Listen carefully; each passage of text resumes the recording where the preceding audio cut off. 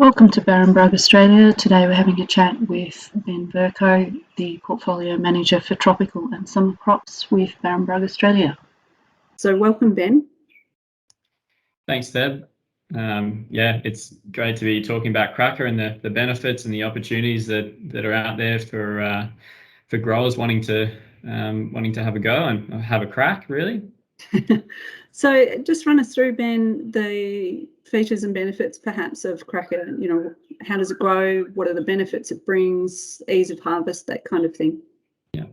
So Cracka, I guess obviously a relatively new variety into the Barenbrug portfolio in the grain sorghum space. Is an excellent variety for standability, ease of harvest, grain size. So you'll typically find in all conditions that Cracka will be one of, if not the best for screenings and large grain size, which I guess is a really important factor for growers as you push into more of the marginal areas. So reliability and I guess the knowing that your crop's going to stand up, it's not going to lodge, and you're going to have really good grain size and quality there. So I guess they're probably some of the key benefits of Cracka.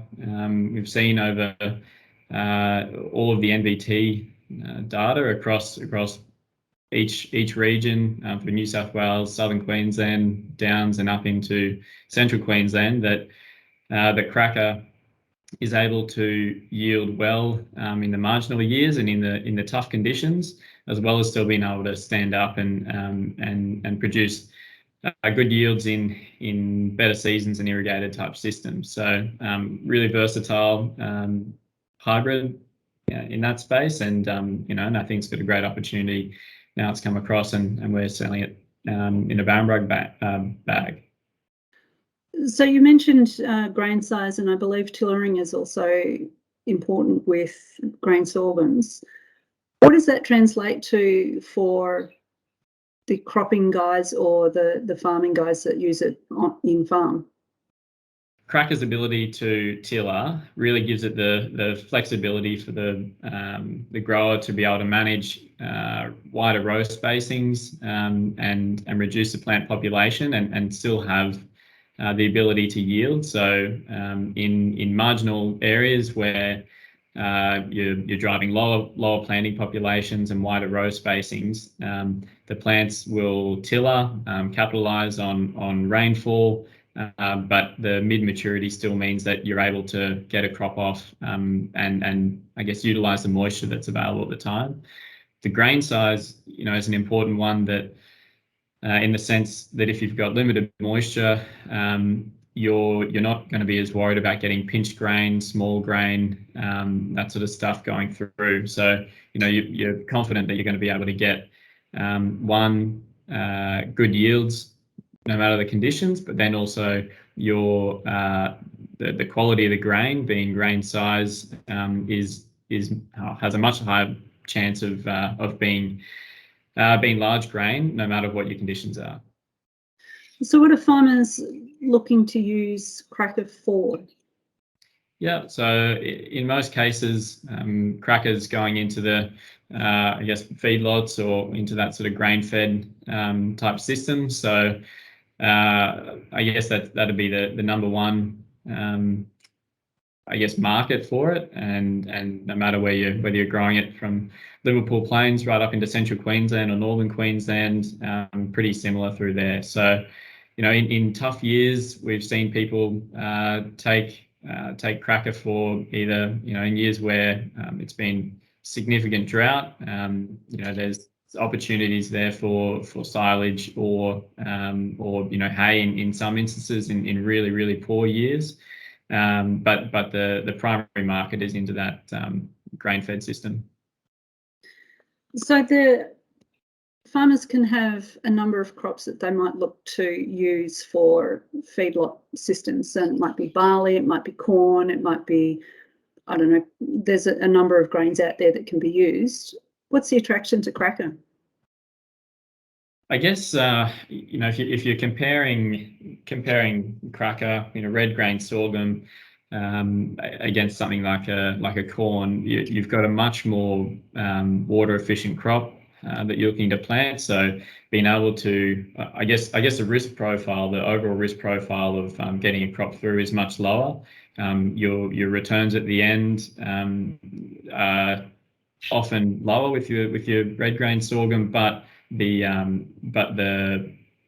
I guess potential for it to come off is higher. So you know, often it's used as a primary crop in a lot of instances, particularly through that sort of southern Queensland region, and then, you know, and that's your stable crop, and then you'll take a punt seasonally on other crops that might have a higher gross margin potential with but also higher risk profile. So you spoke about return on investment. Does that extend to things such as fertilizers, herbicides, and those kind of inputs as well? Yeah, definitely. So, you know, overall, as a crop, Cracka and red grain sorghum is a really tough, hardy crop. So, you know, upfront fertilizer at sowing is important. You've got options with herbicides such as dual gold, atrazine going over the top to keep paddocks clean, and more recently into some of the IMI type herbicides.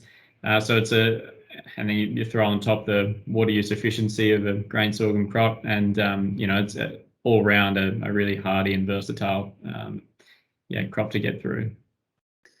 You mentioned the NVT trials that have been recently sent through as a report on how it's gone in the last 4 or 5 years. So one of the things that appears to have come through on that is it was a particularly rough 3 or 4 years for crops in those regions. But would you say Cracka's actually been one of the standout performers in that period from that report?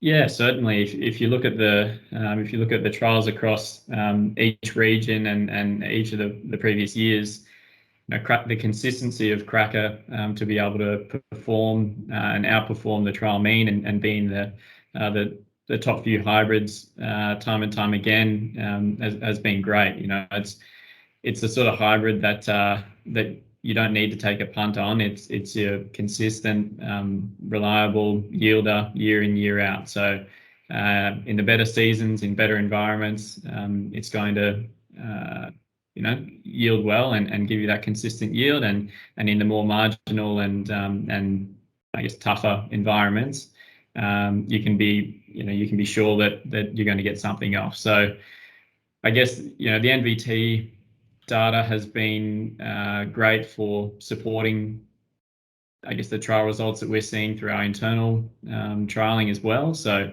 you know, we're confident that the internal trials that we're running are reflective of what we're seeing on farm and through the NVTs. So, yeah. You mentioned the seasonality within the NVT as well. So my understanding with Cracka is that it's quick to establish, quick to get to harvest time and those kind of issues. Is that important then in those marginal kind of areas where you can get it in with a bit of rain and get a crop fairly quickly in comparison to some of the other breeds of red sorghum out there? Yeah, definitely. You know, I think Cracka in general has really good vigor coming out of the ground. So, you know, typically, I guess in the more marginal years and environments, getting the seed out of the ground is the first hurdle, and to be confident that that you're going to have a good plant stand to start with is often what sets up for a good yield at the end of the season. So, yeah, I think definitely Cracka. Its ability to jump out of the ground and get those plant numbers into the stand early is a real benefit for the end user.